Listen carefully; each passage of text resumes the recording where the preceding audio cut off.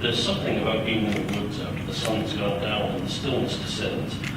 The shadows lengthen and the night cries start. Listen, what was that? Somewhere close by, it sounded like a scream. Only a night bird, perhaps. Or maybe it was something else, something or someone encountering a predator out in the dark, alone and vulnerable. Maybe that's what it is about being in the woods at night. You feel vulnerability. Buried memories from a long forgotten time begin to echo deep in your subconscious, and you remember way down inside what it was like to be alone out in the dark, alone and vulnerable, while all around you, things you cannot see are on the prowl. Sometimes you just hear them, very close, a rustling in the bushes just behind you, the snapping of a twig.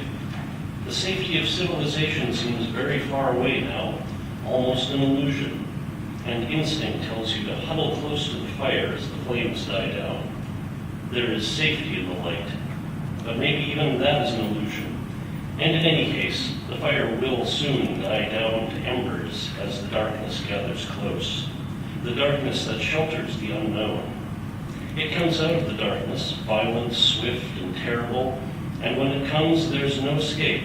There's only a brief hysterical paralysis as you freeze like a frightened little animal and feel the pain, savage and incandescent, and then the final darkness gathers you, and somewhere, perhaps not too far away, people huddled by a fire hear your scream and try to tell themselves that it was only a small creature of the night.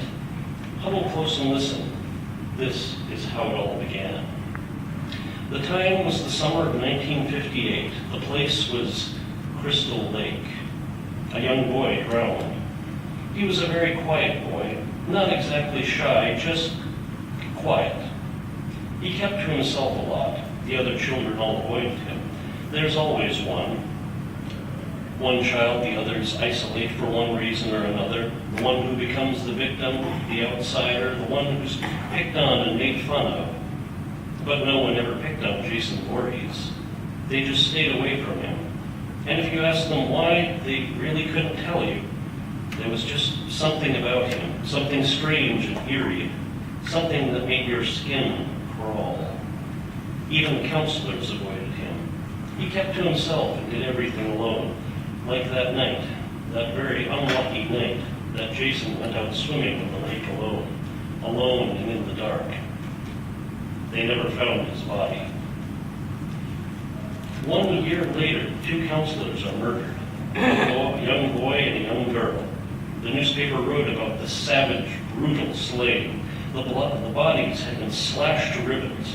Blood was everywhere, splattered on the walls and dripping from the ceiling. Then there were the fires, clearly arson, and the police suspected that whoever was responsible was the same one who did the killing. But the case was never solved.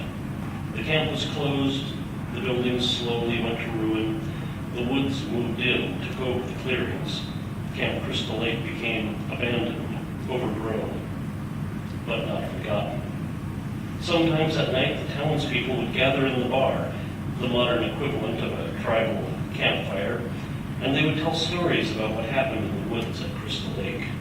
Stories about someone or something hiding out there in the woods, watching and waiting. Superstition, legends, stories told around the campfire to frighten little children. That was what the people said. People said who opened the camp again just recently, only a few short years ago. And then people started dying horribly. 7 people died that year, and there was only one survivor, a young girl who managed to live long enough to learn the awful truth.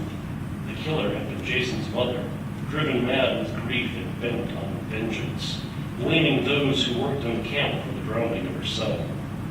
The girl who survived was almost killed herself, but in the struggle by the lake, she managed to pick up a machete, and with a wild, desperate swing, she chopped Mrs. Voorhees' head off.